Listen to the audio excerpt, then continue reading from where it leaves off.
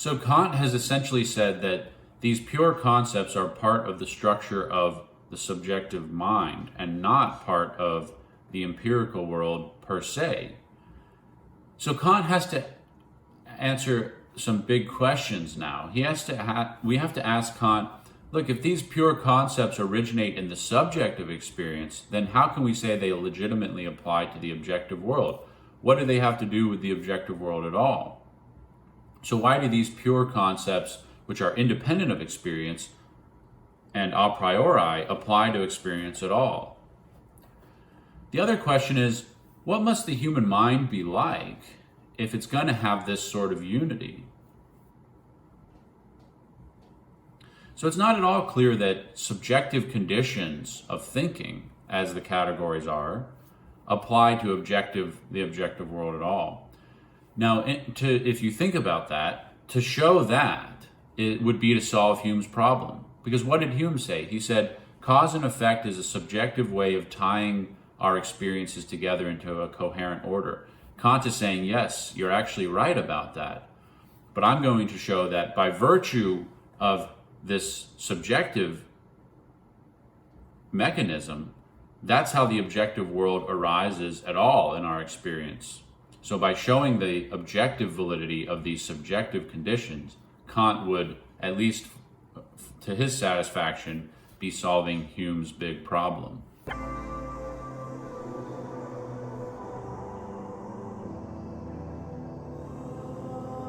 So for those purposes, Kant wants to distinguish between empirical deduction and transcendental deduction. So empirical deduction for Kant is an argument showing how one legitimately acquires and applies a concept from experience and reflecting on experience. So this is like how we acquire the concept of a billiard ball. The scope of the concept of billiard ball is restricted to a very limited range of objects. Those that satisfy the criteria of, say, being spherical, used in playing billiards, and so on. Now, we can only come to acquire and use this concept by observing the world around us and taking it in through the senses. And once we've had enough particular experiences of billiard balls, we come to ascend to the general concept of a billiard ball, and we can apply that concept. We've had all these past experiences of billiard balls, and now we can apply our concept to future experiences of all sufficiently similar things. Hume denied that we could provide such a deduction legitimizing causality. He said there's no experiences that we can point to show where we've acquired this concept through reason. It's only through habit that we've come to acquire that concept.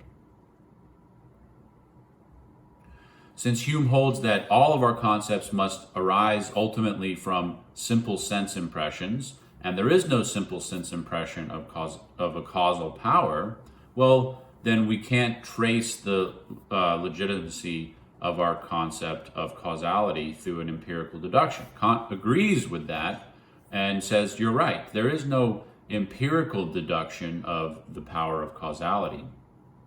So Kant says, appearances may well offer cases from which a rule is possible in accordance with which something usually happens, but never a rule in accordance with which the succession is necessary.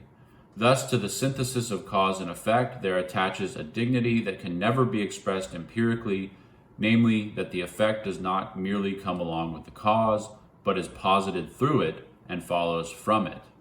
The strict universality of the rule is therefore not any property of empirical rules. So in other words, empirical experience only allows us to say what usually happens or what probabilistically might happen. Causality isn't like that. It's something universal in necessity and necessary. It absolutely has to happen. And it's not merely that one thing follows the next. Say B follows from A. It's not merely that B follows from A. It's that A makes B happen.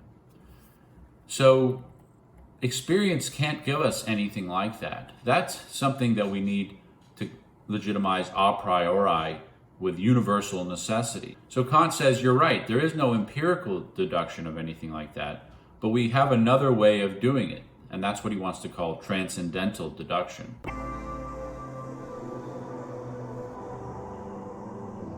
So transcendental deduction is a legitimization of a concept because that concept must apply to all objects no matter what. Why must it apply? Well, because without that concept, we wouldn't have any coherent experience whatsoever. So we do have coherent experiences. So a transcendental argument in this sense is, look, we have coherent experiences, but without the concept of cause and effect, we couldn't have a coherent experience. So cause and effect has to be in place a priori for experience to arise at all.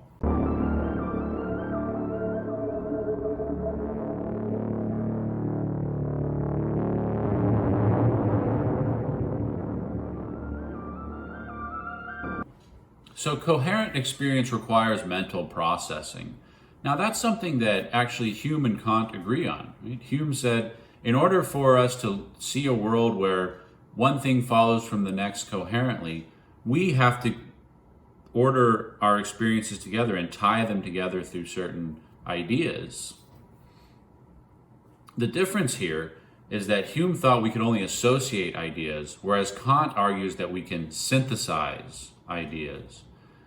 So synthesis is going to be very different than Humean association. So we can associate ideas together and come up, for Hume, with a coherent experience. But Kant wants to argue that synthesis requires a priori concepts, whereas for Hume, association was all a posteriori, all empirical. It all came about through experience.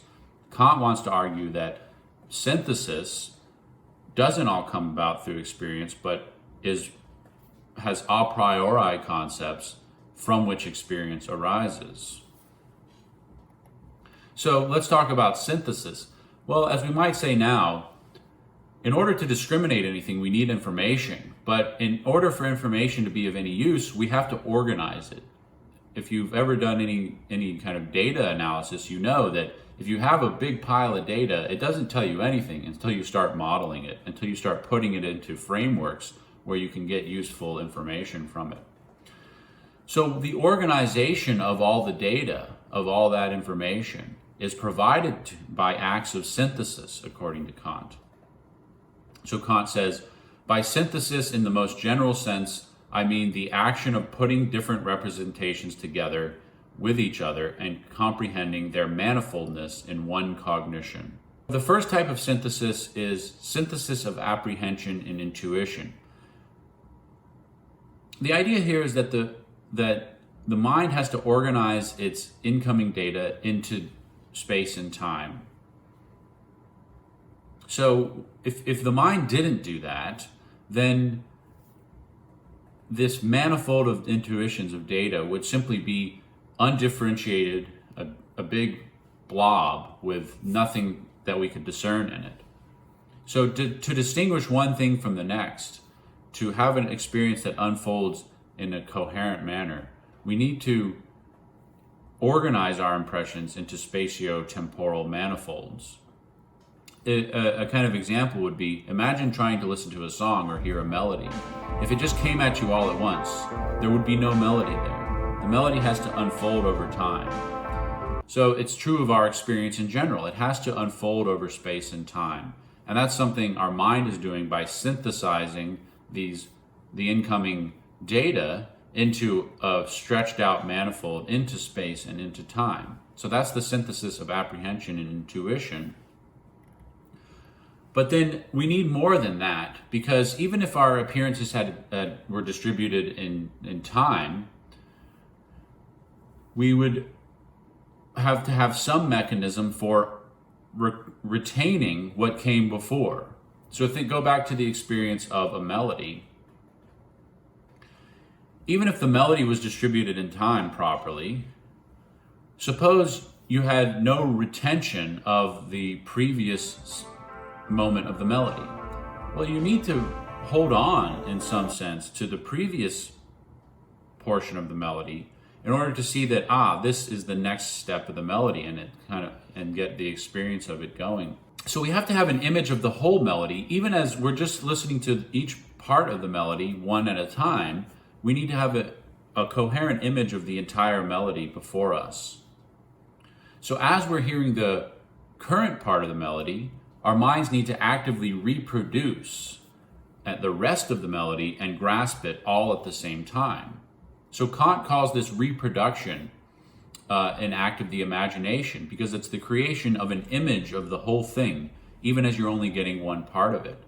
Think about another example. If you see a house, you're walking down the street and you see the front of a house, well, you don't just think, there's the front of a house there. You have an image of the entire house. You grasp somehow the entire house, even though you're only seeing one part of it. So Kant thinks that the imagination is what's doing this. You're sort of imagining or creating an image of the rest of the house and grasping the whole thing.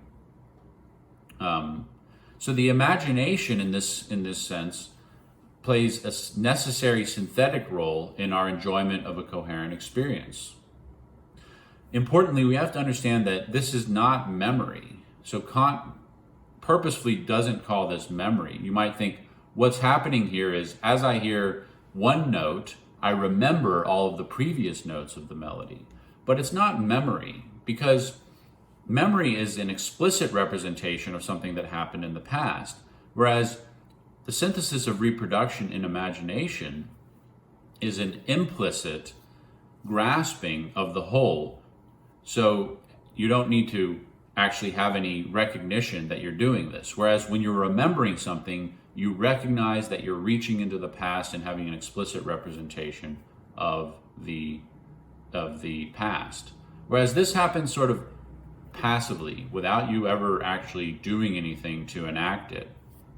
There's also a third type of synthesis, which is synthesis of recognition in the concept. And that's how we start to apply our concepts to reality.